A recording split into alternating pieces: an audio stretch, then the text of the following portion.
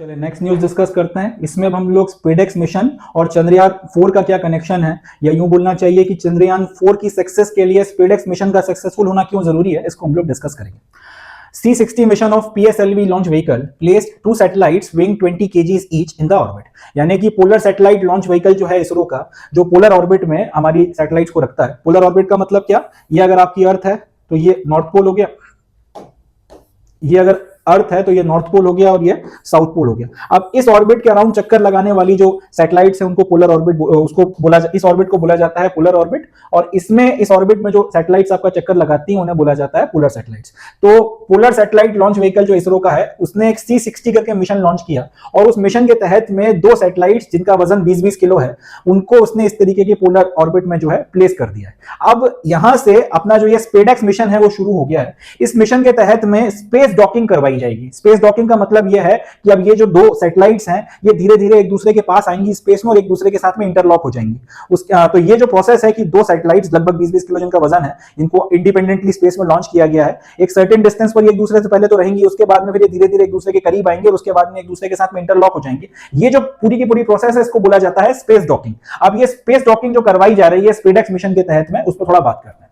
They will now rendezvous and dock with each other as part of ISRO's first space docking experiment. The distance will increase up to 20 kilometers between the two satellites, and then rendezvous and docking will take place. तो अभी इनको launch कर दिया गया है, लगभग इनके बीच में 20 किलोमीटर तक का डिस्टेंस जो है वो बनाया जाएगा। कुछ वक्त तक ये 20 किलोमीटर का डिस्टेंस मेंटेन करवाया जाएगा और उसके बाद में फिर धीरे धीरे एक दूसरे के करीब आएंगी, एक दूसरे से इनका मिलाप होगा और एक दूसरे के साथ में इंटरलॉकिंग होगी। और जैसे ये होगा उसी के साथ में हम लोग बोलेंगे कि आपकी स्पेस डॉकिंग जो है दोनों सैटेलाइट्स की वो पूरी हो गई है, या फिर जो आपका स्पेडएक्स मिशन जो है वो सक्सेसफुल हो गया। अब ये जो प्रोसेस है जिसमें दो सैटेलाइट्स को एक दूसरे के साथ करीब लाके इंटरलॉकिंग करवाई जा रही है या डॉकिंग करवाई जा रही है, स्पेस डॉकिंग जो ये हो रहा है, ये पूरी प्रोसेस हो क्यों रही है और इसका चंद्रयान 4 से क्या लेना देना है, थोड़ा सा उसको हम लोग डिस्कस करते हैं।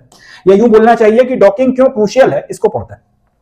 Docking is a crucial technology to master for ISRO for Chandrayaan 4 mission and upcoming Indian space station. Reason: for Chandrayaan 4, ISRO will launch mission module in two launch vehicles. At various points during the mission, the modules will undergo docking and undocking maneuvers before finally transporting a canister of lunar oil safely back to Earth. तो ये जो docking करवाई जा रही है, ये जो space docking हो रही है, या यूं बोलना चाहिए कि एक दूसरे के साथ आपने स्पेस में जो सैटेलाइट्स की इंटरलॉकिंग करवाई है, ये टेक्नोलॉजी इसलिए इंपॉर्टेंट है क्योंकि जब तक हम लोग इसको मास्टर नहीं करेंगे तब तक हम लोग अपना चंद्रयान 4 मिशन नहीं भेज सकते और ना ही हम लोग अपना स्पेस स्टेशन जो है जो हम बनाना चाहते हैं 2035 तक उसको बना पाएंगे। चंद्रयान 4 की बात करते हैं। इसमें इसरो का कहना यह है कि हम लोग दो मॉड्यूल जो है वो लॉन्च करने वाले हैं। चंद्रयान 3 में एक ही मॉड्यूल लॉन्च किया गया था और वो अल्टीमेटली फिर जाके चांद पे लैंड करके हमारा लैंडर, और उसने फिर हमें सिग्नल भेजना शुरू किए। चंद्रयान 4 में इसरो वालों का प्लान यह है कि हम लोग दो मॉड्यूल लॉन्च करेंगे स्पेस में, दो अलग अलग लॉन्च व्हीकल्स पे।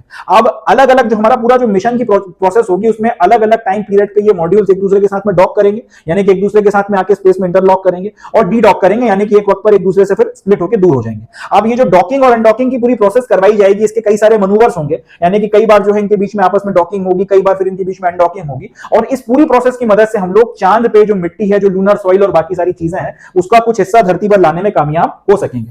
जितना मेरी समझ है करवाया ये जाएगा कि ये दो जो है आपकी मॉड्यूल स्पेस में लॉन्च करवाए जाएंगे। अब एक मॉड्यूल जो है इसको चांद पे उतारा जाएगा और ये वहां पर जाके जो भी कलेक्शन वगैरह करना है वो सारी कलेक्शन वगैरह कर वापस स्पेस में आएगा। अब ये जो पहले से मौजूद आपका यहाँ पे मॉड्यूल है उसके साथ में इसकी डॉकिंग होगी और जो भी आपका सामान वगैरह है वो यहाँ पे ट्रांसफर करवाया जाएगा। एक बार जब ट्रांसफर हो जाएगा तब इनकी फिर डी डॉकिंग करवाई जाएगी, यानी कि दोनों एक दूसरे से अलग हो जाएंगे, और उसके बाद में फिर ये जो दूसरा वाला मॉड्यूल है ये चांद से जो भी मिट्टी और जो भी सैंपल्स हैं वो लेकर ये अर्थ के ऊपर वापस आएगा। ये पूरी प्रोसेस है। अब ये पूरा मिशन हो ही नहीं सकता जब तक हम लोग डॉकिंग और अनडॉकिंग की टेक्नोलॉजी को अच्छे से टेस्ट ना कर लें और उसमें मास्टरी हासिल कर लें।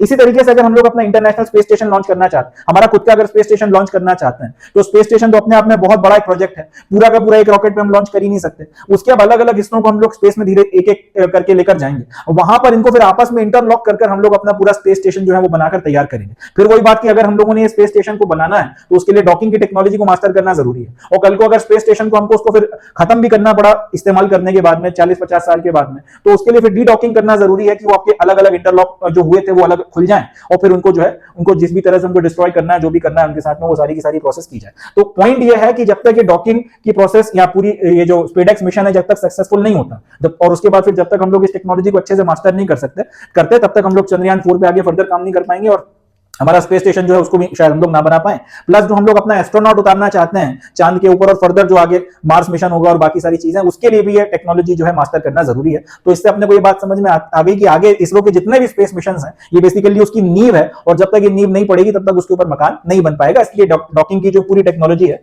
बहुत ज्यादा क्रूशियल है, एंड ये अपने को जो है ध्यान में रखना है। तो वही सारी बात जो मैंने आपको समझाई वो यहाँ पे लिखा है कि जितने फ्यूचर स्पेस मिशन हैं अर्थ से, क्योंकि एक बार में वो लॉन्च नहीं किए जा सकते, अब आपकी जो भी आपकी सैटेलाइट्स या जो भी आपके मॉड्यूल्स उनके साइज इतने ज्यादा हो रहे हैं और उतना वजन हो रहा है उनमें कि एक पर्टिकुलर मॉड्यूल आप लॉन्च नहीं कर सकते, आपको टुकड़ों में लॉन्च करना पड़ेगा, स्पेस में जाके उनको आपस में जो है डॉक करा और फिर फर्दर जो भी आपने फर्दर काम करवाना है वो आप उससे आगे प्रोसीड कर सकते हैं। इसके लिए डॉकिंग जो है वो आपकी क्रूशियल हो जाती है और इसके बिना अपन लोग आगे अपने स्पेस मिशन में नहीं बढ़ सकते। तो ये हो गया स्पेसएक्स मिशन और इसका क्या कनेक्शन है, बट अपने को याद रखना है स्पेसएक्स मिशन के लिए जो सैटेलाइट लॉन्च की गई है उनको किस ऑर्बिट में लगाया गया है, जवाब हो जाएगा पोलर ऑर्बिट में। और दूसरा किसने लॉन्च किया था, पीएसएलवी ने लॉन्च किया था। तीसरा किस मिशन के तहत में भेजा गया है, जवाब हो जाएगा C60 मिशन के तहत में जो है इनको भेजा गया है। तो ये कुछ अपनी इंपॉर्टेंट बातें हैं जो अपने को ध्यान में रखनी है। नेक्स्ट न्यूज देखते हैं।